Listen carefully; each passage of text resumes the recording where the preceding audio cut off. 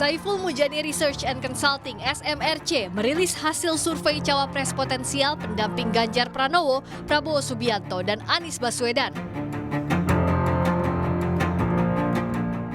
Survei yang digelar bulan Mei lalu ini menempatkan Erick Thohir sebagai cawapres potensial pendamping Ganjar dengan elektabilitas tertinggi. Erick mengantongi elektabilitas 19,4%, selisih 5% di atas pesaing terdekatnya Sandiaga Uno dan Mahfud MD. Sandiaga Uno menempati elektabilitas tertinggi sebagai cawapres potensial jika dipasangkan dengan bakal capres Prabowo Subianto. Elektabilitas Sandi sebesar 13,9% paling moncer, namun hanya selisih sekitar 2% dari Erick Thohir dan Mahfud MD. Untuk Anies Baswedan, Sandiaga Uno menjadi cawapres potensial dengan elektabilitas tertinggi. Elektabilitas Sandi sebesar 21,9%, selisih lebih dari 5% dibanding elektabilitas Agus Harimurti Yudhoyono dan lebih dari 12% dari Erick Thohir dan Mahfud MD. Namun Sandi berpeluang kecil dipasangkan dengan Anies Baswedan karena kini sudah menjadi kader P3 yang mendukung Ganjar Pranowo. Lain lagi, survei cawapres potensial versi Litbang Kompas. Survei yang digelar akhir April hingga awal Mei ini menempatkan Sandiaga Uno, Ridwan Kamil, dan Agus Harimurti Yudhoyono sebagai cawapres dengan elektabilitas tertinggi. Namun ada 43,4% responden yang menjawab tidak tahu, sehingga elektabilitas bakal cawapres masih akan fluktuatif. Menurut Direktur Riset SMRC, Denny Irvani, nama-nama cawapres potensial hasil survei bisa jadi patokan bagi ketiga bakal capres untuk menutup kelemahan maupun mendongkrak kekuatan elektoral masing-masing. Misalnya Anies Baswedan, itu saya kira membutuhkan sosok yang kuat di Jawa Timur sebagai pemilih provinsi yang besar, kemudian juga di Indonesia Timur. Baiknya Ganjar itu justru membutuhkan dukungan di luar Jawa Tengah dan Jawa Timur, kemudian kelompok religius dan juga di pedesaan. Karena Prabowo itu butuh kekuatan dari sosok yang diterima oleh pemilih di perkotaan di kelas menengah ke atas. Peneliti Litbang Kompas Rangga Eka Sakti menilai meski sudah ada sejumlah nama bakal cawapres potensial hasil survei, Pilpres masih akan dinamis sebab ada berbagai faktor lain yang berpengaruh, misalnya bekerjanya mesin partai. Tentu juga itu tidak akan terlepas dari dinamika yang terjadi di elit juga ya. Ketika mereka kemudian nanti memutuskan misalnya Pak Anies mengambil sosok A, kemudian Pak Ganjar mengambil sosok B, dan Pak Prabowo mengambil sosok C, itu juga nanti akan saling mendorong elektabilitasnya sih Mbak. Terlepas dari tokoh tadi gitu ya. Jadi memang upaya partai juga nanti akan berpengaruh. Penentuan nama cawapres pendamping tiga bakal capres diprediksi akan alot hingga mendekati masa pendaftaran capres. Konfigurasi cawapres sedikit banyak akan mengubah arah dukungan dan peta koalisi partai. Tim Liputan Kompas TV.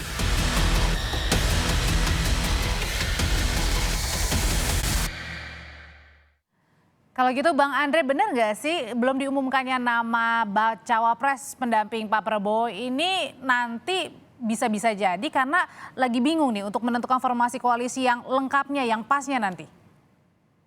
Ya kalau koalisi kita kan sudah ada, Gerindra dan PKB sudah punya tiket untuk mendaftar ke KPU.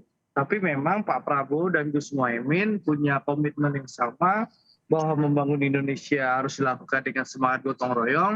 Tentu kita berharap koalisi kebangkitan Indonesia Raya ini juga bertambah jumlah anggota koalisinya. Nah ini masih kita tunggu. Nah lalu yang kedua tentu ada momentum dan timing yang pas ya. Kapan kita akan umumkan? Kan bisa-bisa saja Audrey ya. Nanti dalam 1-2 bulan lagi Pak Prabowo bisa tembus 45%, Mas Ganjar tertahan di 30%, bisa saja kan. Mas Ganjar akhirnya mendampingi Pak Prabowo jadi wakil presiden. Itu kan hal-hal yang masih masuk akal gitu lah. Lihat Mas Bimo senyum-senyum itu. Artinya salah satu... Audrey harusnya minta survei SMRC yang terbaru 16-20 Juni. Ada surveinya, di situ disebutkan Pak Prabowo. Berarti kalau gitu nama Caimin belum tentu juga dong kalau tadi disebutkan Bang Andre. Jadi Audrey seharusnya update survei terbaru. SMRC itu ada survei 16 sampai 20 Juni. Baik. Saya nggak dirilis. Di situ Pak Prabowo sudah unggul 4,3% alias sudah di atas margin of error dibandingkan Mas Ganjar. Saya masih bingung kenapa Bang Saiful Mujani nggak rilis. Mungkin karena Mas Ganjar kalah kali ya gitu loh. Oke, kalau misalnya tadi udah di kilik-kilik dari Bang Andreas ini, kalau PDIP gimana, Mas Bima?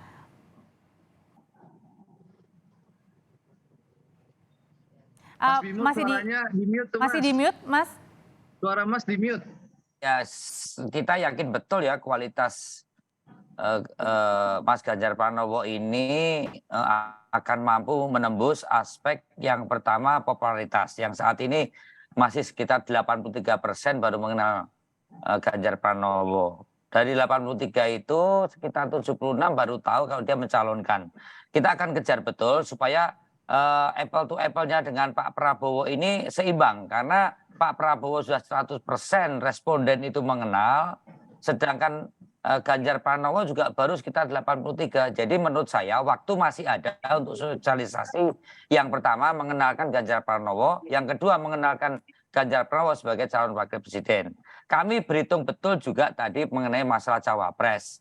Memang dari aspek popularitas dan elektoral harus ada hal yang cukup menguatkan, karena survei-survei sekarang juga belum mencerminkan, misalnya elektoral Pak Erick Thohir, elektoral Sandiaga Uno, elektoral Pak Ridwan Kamil, elektoral AHY atau Pak Mahfud MD sejauh mana intersection dengan para kandidat-kandidat yang ada, walaupun dalam pattern recognition pilpres sebelumnya kelihatan bahwa misalnya Pak Prabowo dengan Pak Anies sebagai wapresnya itu periuknya sama. Atau tadi keinginan kita untuk mendapatkan penguatan di Jawa Barat atau Sumatera. Itu pola-pola pemilih yang kemarin terlihat. Maka selain elektoral, tapi sekali lagi bahwa untuk bereskan Republik ini ke depan dengan 280 juta rakyat Indonesia itu butuh kekompakan pasangan ini benar-benar dalam fondasi ideologi yang bisa menjabarkan dalam situasi sekarang ini penting sekali itu. Jangan hanya kepentingan mak comblangnya atau besannya aja yang dibicarakan, tapi pasangan ini mampu nggak menyatukan ide gagasan untuk membereskan. Itu satu yang penting. Walaupun sekali lagi bahwa masalah elektoral itu tetap menjadi perhatian kita atau kami. Oke, kalau gitu jangan-jangan Mas Jayadi belum diumumkannya posisi bacawa pres ini, jangan-jangan posisi bacawa pres ini bisa menggeser peta koalisi yang ada. Ya bisa karena itu saya bilang tadi bahwa penentuan capres-cawapres itu bisa jadi saling menunggu juga, salah satu caranya kan. Kalau misalnya Mas Ganjar memilih Ridwan Kamil, maka Pak Prabowo harus berpikir siapa yang jadi saling ngintip gitu ya. Bisa ya, karena kenapa yang disebutkan oleh Kompas itu kan elektabilitas cawapres secara individu misalnya. Memang kan ada 5 besar sampai 10 besar. Tapi kalau dipasang-pasangkan misalnya dengan Ganjar, dengan Pak Prabowo, dengan Pak Anies, maka hasil simulasinya itu nggak jauh, beda-beda jauh amat gitu. Karena nggak beda-beda jauh amat seperti kata Mas Aryo Bimo, ada banyak potensi. Sementara kalau misalnya ada 3 pasang, berarti yang bakal cawapres hanya ada 3. Nah minimal ada, untuk mengumumkan itu kan pertama harus ada pasangan capres-cawapres. Untuk adanya pasangan capres-cawapres itu harus ada pertimbangan kuantitatif. Pertimbangan kuantitatif itu minimal ada 2, yaitu elektabilitas pasangan capres-cawapres, yang kedua tiket kalau istilah Bang Andre. Nah untuk PDI Perjuangan itu tidak lagi mempertimbangkan tiket karena mereka sudah punya.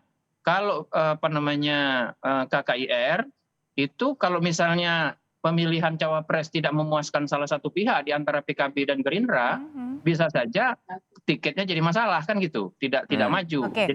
Jadi pertimbangan itu penting. Tapi ada, karena ketika disimulasikan kebanyakan pasangan capres cawapres, kalau misalnya 3 pasang itu belum ada yang dominan gitu, belum ada yang dominan betul. Oke, kalau gitu maka pertimbangan untuk cawapres itu tidak hanya kuantitatif, Mbak Adri, bisa juga kualitatif. Apa itu kualitatif? Misalnya apakah dia diterima di kalangan elit partai. Yang kedua, apakah masing-masing kelemahan kualitatif calon itu, misalnya dia seorang nasionalis Islami, yang satu nasionalis sekuler, cocok nggak tuh? Atau yang satu berasal dari Jawa dan satu luar Jawa, cocok nggak kalau melawan yang lain? Misalnya, sebagai contoh ya, misalnya yang paling menarik bagi Ganjar itu adalah misalnya sekarang ini, misalnya salah satu caranya ada yang paling menarik menggandeng Ridwan Kamil. Kenapa?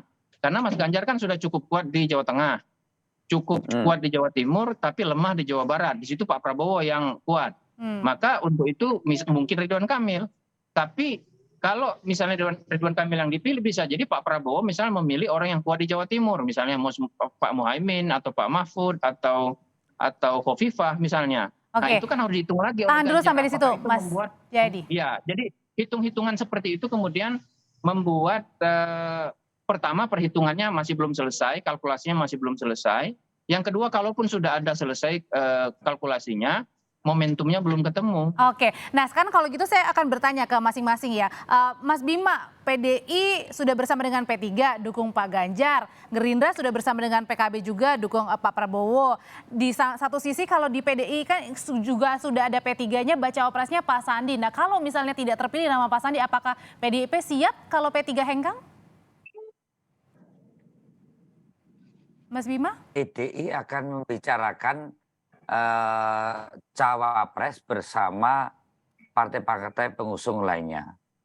Jadi ini yang disampaikan oleh Pak Hasto dan Mbak Puan bahwa kegotong royongan prinsip kebersamaan pengusung capres-cawapres ini tentu hal yang berkaitan di momen Oktober nanti itu akan berbarengan. Jadi saat ini betul tadi dikatakan ke partai-partai baik di kandidatnya Ganjar Pranowo dan Pak Prabowo ini kan masih saling melirik dan saling melihat untuk menyamakan platform dan menunjuk orang. Jadi kalau mengenai elektoral dalam kaitan kalau mengenai thresholdnya memang kami bisa sudah langsung memilih dan mengumumkan. Tapi sekali lagi bahwa kebersamaan antara partai-partai pengusung ini suatu yang menarik, sesuatu hal yang perlu dibahas secara bersama-sama sehingga pengalaman munculnya Pak JK mewakili Wakil Presiden Pak Jokowi maupun Pak Jokowi dengan Pak Ma'ruf Amin itu kan hasil konsensus, negosiasi, membangun kesepakatan yang semuanya legowo dan kedua pasangan menerima artinya semuanya ya. Artinya bisa menerima dan memang diharapkan akan mampu membereskan persoalan di mana kepuasan publik itu akhirnya juga 83%. Ini kan bukan persoalan yang mudah. Keberhasilan Pak Jokowi mendapatkan survei kepuasan publik 83 karena memang wakilnya itu bisa mengimbangi kinerjanya dan tidak merusui tentunya. Dan ini yang mau dilakukan lagi di 2024 gitu ya Mas Bima ya? Proses membangun negosiasi dan konsensus sekali lagi tapi untuk kepentingan ke depan ya, kepentingan membereskan persoalan bangsa ini ke depan. Bahwa kemudian ada berbagai hal yang dibicarakan antar partai satu dengan yang lainnya, itu sesuatu yang wajar-wajar saja. Tapi jangan sampai mengabaikan sejauh mana pasangan itu cocok atau pasangan ini akhirnya mampu bekerja 5 tahun ke depan itu satu yang lebih penting saya kira. Oke, kalau gitu, kalau di PDIP kita sudah dapat jawabannya, gimana kalau dari Gerindra sendiri? Kan Gerindra sudah bersama dengan PKB. Apakah nama Caimin ini sebagai baca pres sudah disetujui dengan di luar parpol-parpol yang sedang didekati oleh KKIR juga? Bang Andre? Yang tadi kan sudah saya tegaskan bahwa kandidat terkuat Cawapres Pak Prabowo sampai saat ini kita bicara dialog di Kompas Petang ini adalah Gus Muhaimin. Nah, bahkan di luar itu sekjen kami Pak Ahmad Muzani sudah menyampaikan juga bahwa Gus Muhaimin adalah pemegang kunci Inggris Cawapres Pak Prabowo. Jadi figur Gus Muhaimin ini berperan sangat penting untuk figur Cawapres Pak Prabowo.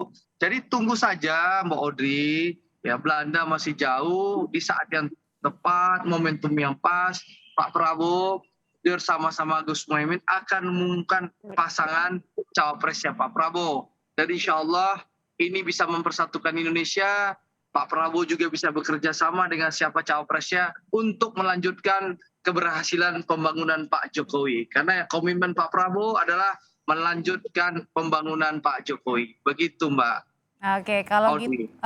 Kalau gitu Mas Jadi sebenarnya apa sih hitung-hitungan dari masing-masing parpol, koalisi, masing-masing baca pres dan baca pres untuk kemudian bisa menyolidkan koalisi masing-masing? Ya itu tadi kalau pertama setiap partai itu kepengen kadernya jadi capres atau cawapres kan gitu. Itu yang pertama. Kalau setiap partai misalnya Gerindra capresnya Pak Prabowo lalu cawapresnya Muhaimin, maka itu langsung solid tuh misalnya ya. Tapi kalau misalnya yang bergabung lebih banyak dan bakal calon wapresnya juga lebih banyak, maka pertimbangannya menjadi lebih banyak. Partai-partai itu juga berpikir soal bagaimana dampak dari pencalonan ini terhadap nasib mereka di pemilu legislatif. Maka mereka akan mencari orang, kalaupun bukan kadernya, adalah orang yang dianggap dekat dengan partai tersebut, ya asosiasinya. Jadi pertimbangan lain itu seperti itu juga. Karena bukan hanya pertarungan di pilpres berarti artinya ya? Iya, karena partai ini kan berpikir dalam dua level pilpres sekaligus level pileg. Jadi nggak mudah tugasnya. Mereka kalau bisa menang pilpres, tapi sekaligus juga suaranya untuk pemilu legislatif makin meningkat kalau nggak menjadi pemenang misalnya. Dalam konteks PDIP misalnya, PDIP kan sekarang selalu unggul di survei. Nah, jangan sampai capres-cawapres yang dimajukan itu memberikan dampak negatif misalnya. Kalau bisa malah mempertahankan keunggulan yang dimiliki sekarang. Itu contoh. Bisa juga pertimbangan kualitatif seperti kata Mas Bimo tadi, soal chemistry, soal kecocokan sama partai-partai yang mendukung, soal masa depan ya misalnya apakah kira-kira akan bisa menjadi tunggal selama pemerintahan atau malah nanti berpisah tengah jalan. Itu juga kami sudah tangkap. Akan banyak pertimbangkan ya. Ya artinya posisi baca pres nanti bisa menentukan atau menggeser peta koalisi yang ada sampai dengan Satu hal lagi Audrey. Singkat saja Mas Bima. Iya, karena ini melanjutkan pemerintahan Jokowi, selain partai-partai politik yang diajak bicara tentunya adalah Pak Jokowi itu sendiri. Baik, oke, terima kasih Mas Arya Bima, terima kasih Bang Andre Rosiade, terima kasih Mas Jayadi Hanan, sehat selalu, kita ketemu lagi di lain kesempatan. Dan Bang Jayadi, assalamualaikum.